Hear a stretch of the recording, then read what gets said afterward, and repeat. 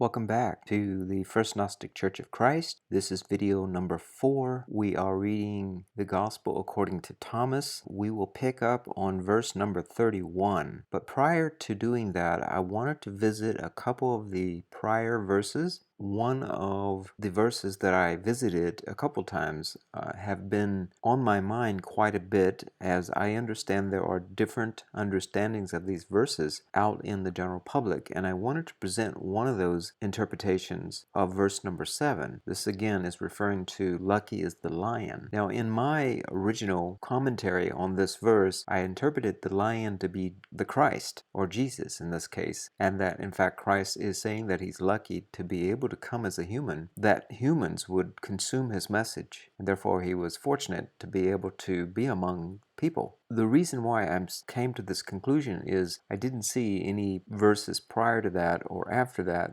indicated to me that the lion was a malevolent being. There are some that interpret the lion to mean Satan, and we can look at, I believe it's 5:8, Peter, that describes Satan as like a lion that roams and devours. 5:8, be alert and of sober mind. Your enemy, the devil, prowls around like a roaring lion, looking for someone to devour. However, keep in mind also there are other verses that refer as Christ being the lion, and others yet that even suggest that the tribe of Judah is the lion. So how do we make sense of which of these, if you are presented with 3 different versions of the lion in the canonical text, is the one that Thomas is referring to? So not only do we look at the substance of information that we have out there, but we also look at the context of what we're reading. And the context here has verse 8 following verse 7. It says, Jesus said, lucky is the lion that the human will eat. Now, if I said lucky is Satan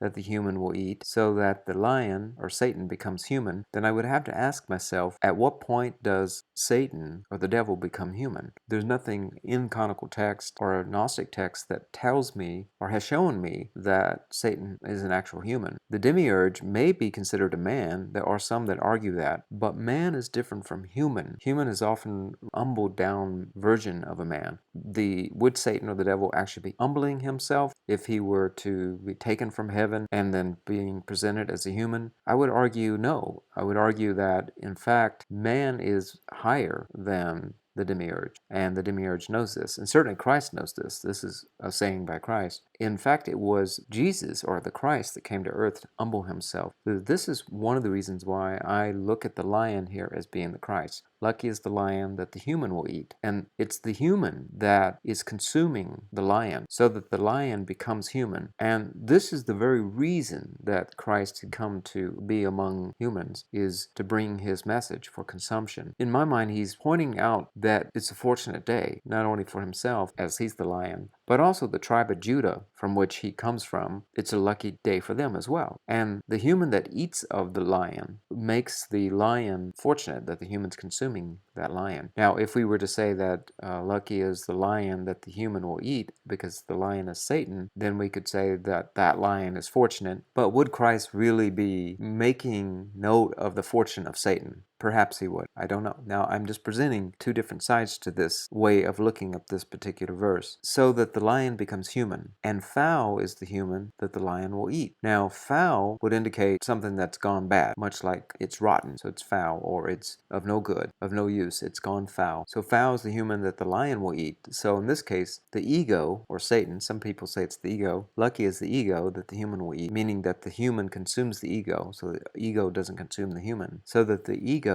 becomes human. So in other words, it becomes more humble, from which we get the word humus, or of the dirt, of the soil. This is where we get the word human. And foul is the human that the ego will eat. So if the ego overtakes the human, then that person becomes foul. That certainly is one other way of interpreting it. And the lion still will become human. Certainly in our ego, we ultimately will be humbled in the end result, I suppose. I support the idea this is the lion being Christ, is verse number 8. It says, and he said, the person is like a wise fisherman who cast his net into the sea and drew it up from the sea full of little fish. So Christ here is referring to himself as he's the large fish that everyone wants to catch, right?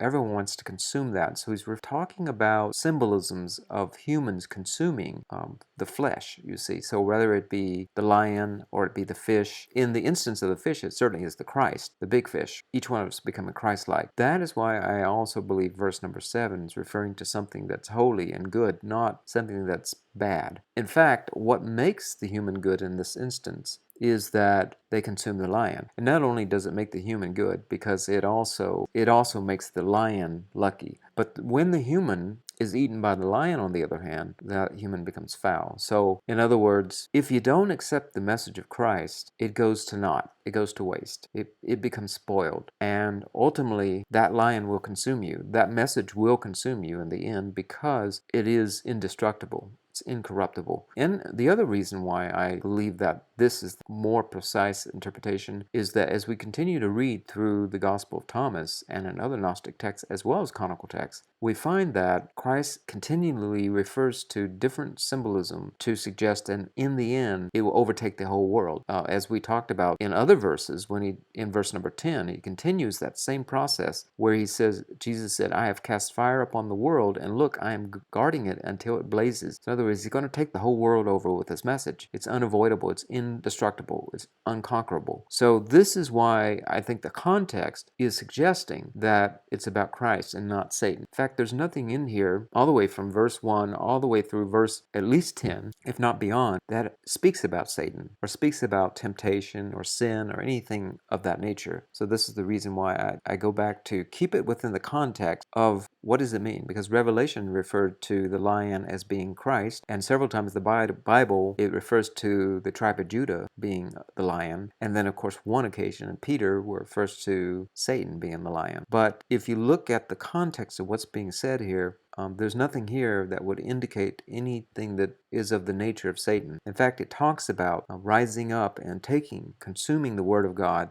consuming the message of Christ's message, and that message will eventually blaze all over the world. So this is what I'm getting from this. And those that do not partake of the message will be consumed by that message nonetheless. And in the end, Christ will have appeared as a human, and we all will have to face ourselves as a human as well. So no matter how you look at it in the end, whether you want to see it as Satan or the lion being Satan, or you want to see the lion as being Christ, in the end it still comes out with the same result, and that is it talks about not allowing your ignorance or your understanding of this world and the way truth is, or what you've been taught, getting in the way, whether that's Satan getting in the way or you getting in the way. So no matter what, you have the power to decide if Satan will get in the way or not. But if you're the one that's going to avoid the message of Christ, then you'll be consumed by it, or you can take of the message. But either way, the lion is fortunate, but the human is foul that doesn't partake of that, because in the end they'll be consumed. But in either instance, whether the human is foul or the lion is lucky, the lion becomes a human. And so the lion becoming a human part could say Satan becomes humbled, or the ego becomes humbled, or it could say that Christ becomes a human, which we all know he actually became a human, and eventually set the world ablaze, and he's guarding it until all the world is ablaze. And that's why I say it follows that sequence of events that Christ is building up. All right, the next verse that I wanted to revisit was verse number 13. One of FGCC's listeners, so thank you for bringing this to my attention, as this is something that I had thought about some time ago, but I had forgotten it. And I'm glad that this listener, and you know who you are, thank you for again bringing it up, that he brought it up, because it rekindled in me that there's a great deal of truth in what's being said. And this individual sharing this, and it refers to verse number 13 when Christ asks his disciples, who do you compare me to? What would you compare me? Compare me to something. Tell me what I'm like. And then Simon Peter's answer said, a messenger. Matthew says a philosopher. Thomas says a teacher. And then Jesus ultimately says something to Thomas in private, and the disciple says, well, what did he say to you? And Thomas replies and says, if I tell you one of the sayings he spoke to me, you will pick up rocks and stone me, and fire will come from the rocks and devour you. again, truth is the essence here. Everything you're seeing here, whether the fire is devouring the earth with truth or the lying is devouring the human with truth, and this is even more reason why I think it's the Christ message that's being referred to as the lion. But also here, truth is devouring the other apostles. If Thomas should tell them what Christ had said, and Christ had said three things. The listener I'm referring to had reminded me by one of the videos he had watched, one potential interpretation of what were the three things said by Christ to Thomas was these three. Number one, Christ said, I am God. Number two, he said to Thomas, you also are God. And number three, I believe he had said something to the extent that we are all God. Essentially, you can see how that would be very troubling for the apostles to hear that. For whatever reason, if in fact Christ said that to Thomas, he felt comfortable enough to confide and entrust in Thomas that unbearable truth that would be considered unbearable at that time to have to carry that around. But Thomas carried that. And he carried it in lock and key, even to the point that he didn't actually put it in the text. So he certainly was the one that was rightfully entrusted to hear these three sayings by Christ. And Christ certainly had a way of understanding people, and he was able to understand Thomas to the extent that he knew that Thomas would not let this out of the bag. And even today, we're not for sure if that's actually what Christ said. This is just one speculation. And I had also speculated, as you had heard in prior video, that Thomas perhaps said to the disciples that there's going to come a time when the disciples will be pitted against each other, even to the death in some cases, or even some of them will deny the Christ. And although that's not three sayings, that's just one. So I don't know. No one really knows what was said, but certainly I think that interpretation of this verse is very possible, and it fits right into the message of Christ. It seems to resonate for some reason, and I don't know exactly why, but it seems like it would be very possible, and if it were in fact what Christ had said, then it wouldn't surprise me at all. Now with that, let's go ahead and pick up where we left off, and that is verse number 31. Now, each one of these verses I'm going to read and comment on, and just like you guys have done, feel free to chime in and let me know what you think as well. We can all share this together. Verse number 31. Jesus said, no prophet is welcome on his home turf. Doctors don't cure those who know them. This, of course, is paralleling another verse found in the canonical text Gospels, correct? We've heard this already. On face value, it would seem Christ is simply making a statement about how when you're in your own town, people don't tend to accept you because they know you. And so if you were to say you were a prophet to your mother or a father or your sisters or brothers or friends, they probably would all look at you and laugh. The second part of this, doctors don't cure those who know them, is that, again, for the same reasons, people that know you might believe you have some type of, I don't know, perhaps you have some type of favoritism or something held against some family member or something like that. They know you, much better than, say, a stranger that's a doctor, right? But I think the bigger message here really is about, on two levels. First, I'm going to talk about the material level, and then I'll talk about the spiritual level. The first one, I think, is Christ is saying that it is those around you, those you know, that usually are the ones that are going to stand in the way of your self-worth and your ability to bring about your path, whatever it is, your rightful path, because they have an invested interest in you as an individual. They maybe parents want to live vicariously through you. Friends don't want to see you go off, make new friends to wherever you're going to go, so forth and so on. So they have some invested interest in you. And so they're more likely than a stranger who has no invested interest in you to try to prevent you or create reasons why you shouldn't do this or you should do this instead. It could even be that you have a set of rules or religion that your parents expect you to follow, certain person you're supposed to marry into, certain economic status, so forth and so on. So this is what I think Christ is really referring to, at least on a material level. And in terms of a doctor, I think what Christ is saying here is that even those same people don't tend to value your successes. Some of them are jealous.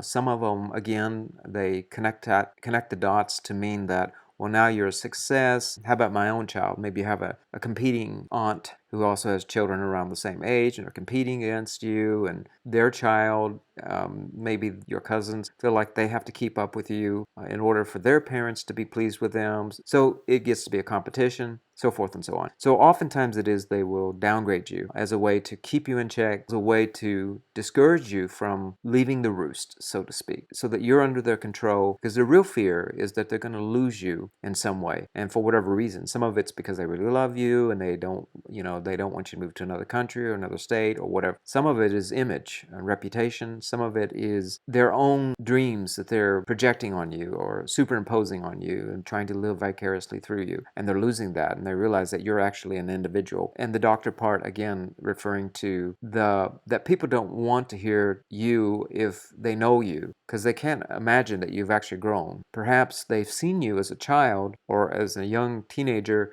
and that's how they always will see you, because that's what their experience is. And maybe if you've gone away for 5 years and you come back, they can't imagine that you've grown in that time. And so they can't accept that, oh, you're a doctor now, and you got this ability. And for them, it's much more difficult to accept that often. Now, the spiritual interpretation is, I believe Christ is talking about the pleroma versus the kanoma. And he's saying that no prophet is welcome on his home turf. Doctors don't cure those who know them. What I think Christ is referring to here is, on a spiritual level, he's saying that if you're going to come from the pleroma, you're going to come to the kanoma, you're going to find those that will not accept you, essentially. This is about acceptance, and they're going to reject you, essentially. This is the world you're living in.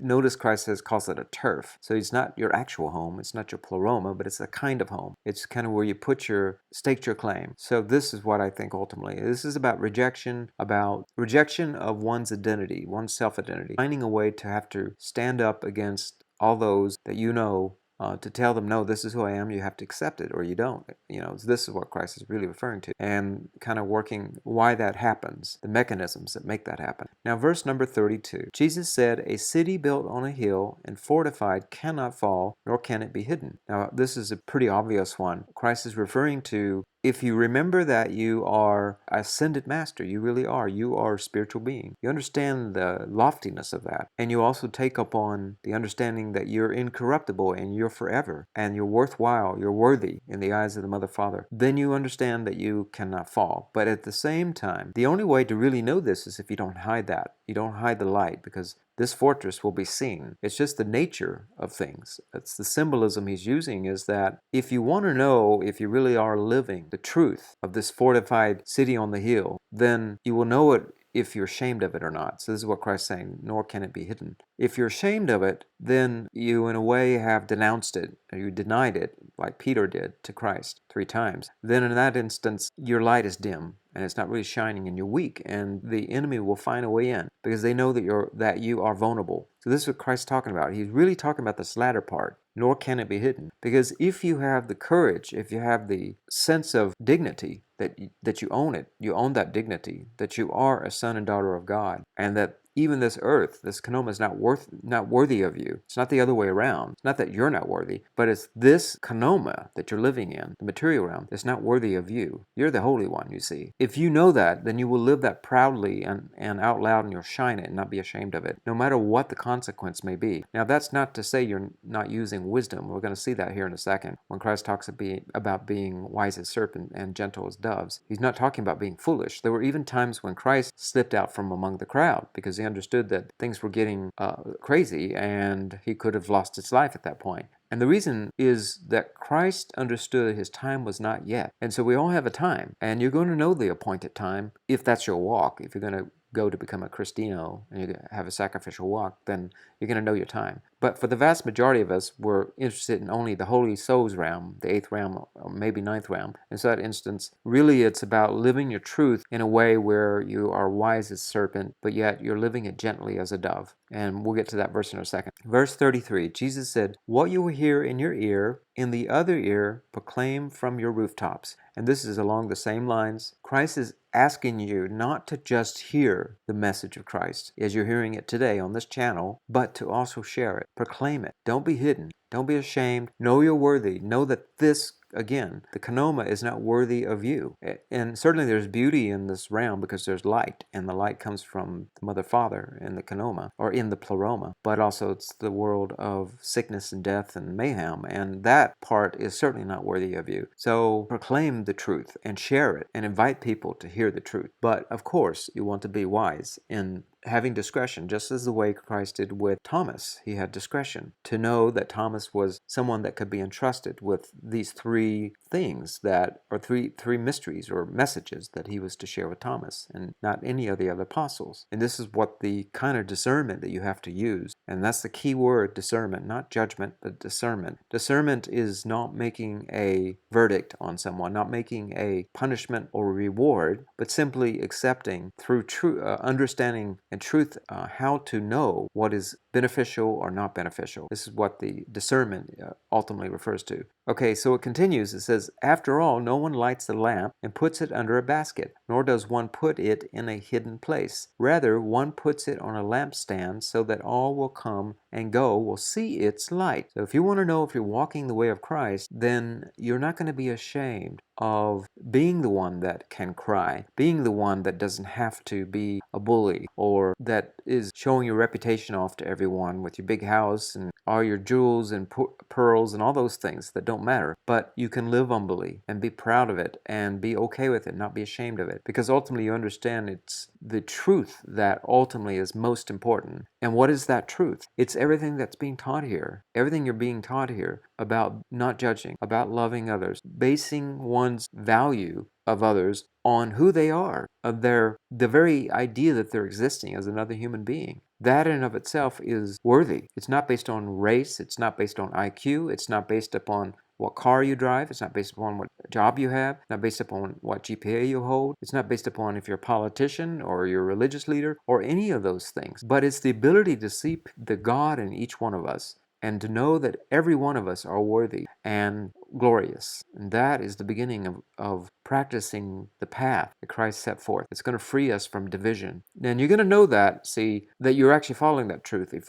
you're not hiding that way of living and you're actually living it and you're not ashamed of it. You see, know when you're doing something, do it with all your heart, as Christ had said. So if you're going to give money to someone and maybe your friend is, oh, I can't believe you're going to give that money, they're going to go out and just, get drugs or alcohol. Don't be ashamed of that. Or don't be ashamed if someone's seen you giving money. You ever been that time when you're walking down the street and there's a homeless person and you feel almost ashamed to even reach in your pocket to give them money because you think other people might be looking at you? So that's what it's talking about here. If you're feeling ashamed, then your lampstand is not really being shown. The light's not shining. It's only going to shine because the light has a purpose. It has a purpose to shine. Otherwise, there's no point of it, right? That's what Christ is saying. Number 34, Jesus said, if a blind person leads a blind person, both of them will fall into a hole. Now, why would Christ be talking about something so obvious? Why would he be saying that if this blind person is actually leading another blind person, they're both going to fall into a hole? Isn't that obvious? Why would he make a point of saying this? So the significance here that moved Christ to share this with people is referring back to verse number 33 and all the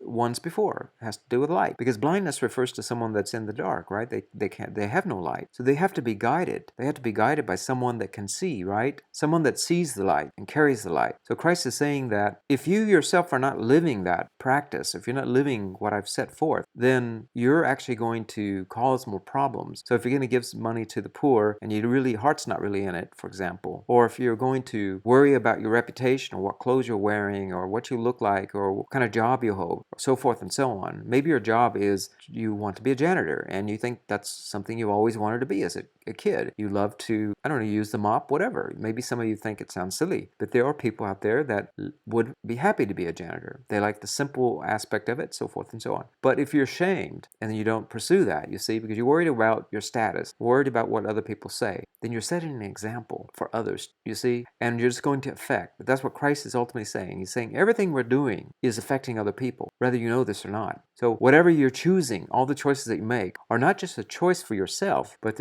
that choice is for everyone else, because you're an example. You see, this is really what Christ's saying in verse 34. He's saying, if a blind person leads a blind person, both of them will fall into a hole. What he's saying is, whatever you do is not just for you, but it's for everybody else to see and witness. You see? So verse 35, Jesus said, one can't enter a strong person's house and take it by force without tying his hands. Then one can loot his house. So what is Christ saying here? He's talking about the kanoma that we live in. All the distractions. This is how you cause people to follow all of these false religions, to go off and give money to pastors and preachers that sponsor war and hate and division, because they distract you. They create a world where you're constantly in a state of panic and fear. If you don't vote for me, then such and such group is going to cause problems. You see, it's fear. It's a fear tactic. And other means by which the Demi-Urge and his minions can tie your hands is to get you to be constantly enslaven by things that ultimately are empty. Things such as lust and cheating on your spouse, so forth and so on, that ultimately lead to unhappiness, right? Or even stuck in a job where you can't pay your bills, so the economy gets broken. When a good example of that is here in the United States, there's plenty of money to have a strong, good healthcare system, but yet we put it into wars. And this is a way of tying the hands so that everyone in this country is weak, you see, so that ultimately we can be lorded over, and it can be used as a way to get people to argue over something that's very simple to fix. If we all just sit down and stop looking at it as my version versus your version, because ultimately we all want the same thing. What matters is what you make of it. Ultimately, this is what would be a success, is if we don't tie each other's hands through the divisive approach, what I believe versus what you believe. How about we figure out what we have in common, and we can create a society around that? So this is one example. So the world is filled with distractions, essentially, is what Christ is saying. And we are all strong people. We all have strong, powerful, indestructible spirits, you see. Ultimately, that's what he's reminding us of. But we get distracted. And so as a result, Demi-Urge and his minions come in and loot our house. Verse 36, Jesus said, do not fret from morning to evening and from evening to morning about your food, what you're going to eat, or about your clothing, what you're going to wear. You're much better than the lilies, which neither care nor spin. As for you, when you have no garment, what will you put on? What might add to your stature? That very one will give you your garment. Here Christ is saying that this entire universe is abundant with everything we need. Every human being on this planet could be fed, clothed, housed. All the resources are here. But what prevents us from doing that? It says it here, do not fret. So ultimately, terror, fear of the other. When you create scapegoats, when you create enemies, then there's no way we can all work together. Our hands get tied because we get distracted. We become busy with figuring out how to protect ourselves from the other person. And it's that fretness, that fear, that worry of the other that prevents us from ultimately having riches for everyone. So it creates ultimate poverty. But Christ is saying, lay aside your worries and your frets and your terror and your fear and misunderstandings of others, from morning to evening and from evening to morning, about your food, what you're going to eat, or about your clothing, what you're going to wear. You're much better than the lilies, which neither care nor spin. So they don't do any work, they don't do anything, they just sit there and look beautiful for who they are. See, if we could recognize our beauty that we see in each other, each one of our unique in our own way, we can see the beauty in each other's races, each other's sexes, and each other's choices and jobs or whatever we're doing, and how it's all a tapestry together. It's a beautiful tapestry. Then everything we'll see has already been provided. As for you, when you have no garment, what will you put on? So when Christ is saying when you have no garment, he's referring to a time in your life when maybe you won't have anything. You'll be impoverished. You've gone bankrupt. What will you do then? So Christ is saying to you that life is unpredictable. What will you do at that point? What will you put on? So Christ is saying it isn't those material things that create abundance, but it's the spiritual self and our perspective on life that abundance exudes from. It's not the other way around. It's not the materialism that brings abundance, but rather it's the abundant self within and our perspective about ourselves and about other people, seeing the abundant beauty and potential in all of us and each other that will ultimately exude abundance. That's what he's saying. So that's where you're going to get it from. Where are you going to get it from? What will you put on? He's saying put on your spiritual self. Put on a different set of lens and eyes of how you're seeing the world and what you're doing. Are you on the right path? What might add to your stature? Think about it. What is going to bring about a person that's able to ascend higher? That very one will give you your garment. He's saying it's the spiritual self that is going to give you everything that you need. Look within yourself. Know that you have it in you. You have that power in you, you see. We all have that power in ourselves. We stop worrying about each other, stop worrying about what can't be done, and think about what is already within us, the power to do, you see. So verse 37, his disciples said, "When will you appear to us, and when will we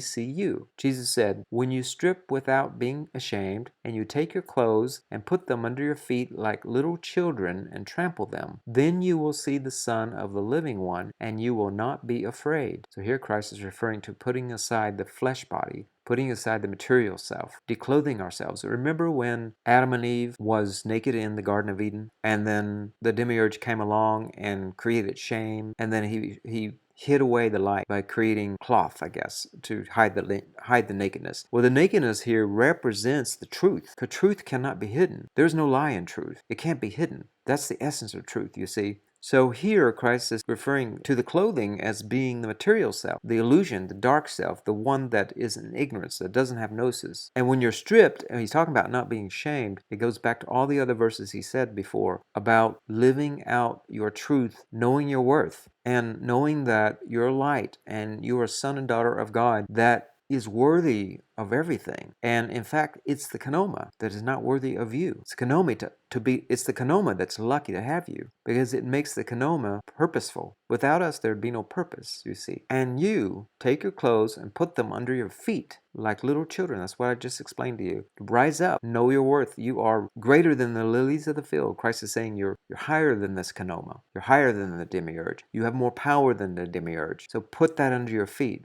but innocently, not with malicious intent, but with the intent to free yourself, to take that power that you have and to own it, and innocently, like a child, and trample them, meaning, in other words, do away with them. You don't need it anymore. Then you will see the Son of the living one, and you will not be afraid. You won't be afraid anymore, you see, because you know that there's more than what you see here. You were before, you are now, and you will always be. This is what you have to understand. Verse 38, Jesus said, "Often you have desired to hear these sayings that I am speaking to you, and you have no one else from whom to hear them. There will be days when you will seek me and you will not find me." Christ is saying here there are going to be days you will doubt the Christ, and there's going to be a time when Gnosticism will be hidden away. And we saw that, right? The Nag Hammadi library was buried. As Christ is foreshadowing, he's prophesying here to the disciples about what's going to happen. He's foreseeing this. He's seeing that there's going to come a time when the apostles will scatter about. They'll all go in different factions and different directions. That's why Christ is asking them, "Who do you say I am?" So he's wanting to know, what do each of the apostles think about Christ? How do they see him? Because he knows by hearing what their answer is going to be, whether or not they really understand his message. And he knows they're going to go out and give their version of Christ, right? And he foresees that there's going to come a day when they're going to be scattered, and they're going to be divisive, and they're going to disagree with each other. And in fact, it's going to lead to his message being hidden and away. And humanity will be much worse for it and suffer for it. So he says, there will be days when you will seek me and you will not find me. Now, Christ is always accessible. He said that he's always accessible when he goes into heaven. So he can't be talking about himself. He's referring to his message. It was that the Nag Hammadi library was hidden. The Gnostic texts were hidden. Verse number 39. Jesus said, "The prophecies and the scholars have taken the keys of knowledge and have hidden them." And here is following up from verse 38. He continues that same understanding of what's going to transpire. He's saying that the church fathers will take the position of power and authority, and they'll say this is canonical and this is not. This is truth and this is not. And we tell you how to think. And if you don't think this way, then you will be heretical. You'll be persecuted for it. You'll be an outcast. And in many cases, people were killed. Bloody wars, crusades, witches were burned on stakes.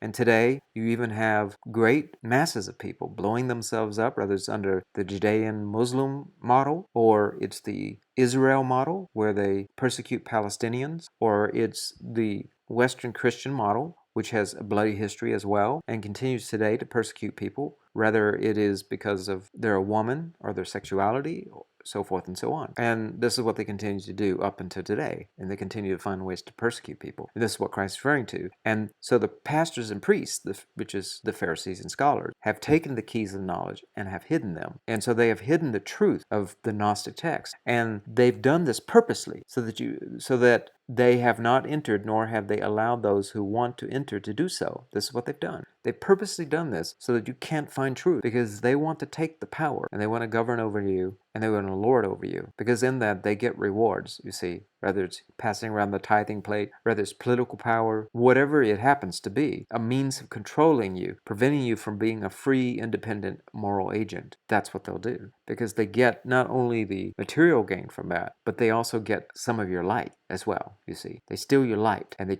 steal that knowledge from you, and they keep you in the wheel of recycling, those in the middle that work the Demi-Urge and his minions and his archons. And then it says, as for you, be as sly as a serpent or snakes and as simple as doves. So what does it mean? Remember, Christ was the serpent in the garden. It was referring to knowing the tree of knowledge of good and evil, understanding it, meaning that having gnosis. Be wise. This is ultimately what Christ is saying. He says that he'll be lifted up as a serpent in the desert. As Moses lifted up the serpent in the desert, so will the Son of Man be lifted up. He's comparing himself to a serpent. And the serpent then is in fact Christ. It's the good one. It's the wise one. It's the one that's working in your favor through pronoia. And the serpent is you. The serpent is in you. You see, Christ is within you. There is a serpent in you. Some call it the Kundalini energy, the serpentine energy going up the spine, the 33 vertebrae. Some people call it 33 degrees of masonry. Some people call it the different chakra. However you want to think of it, because these things are not as important as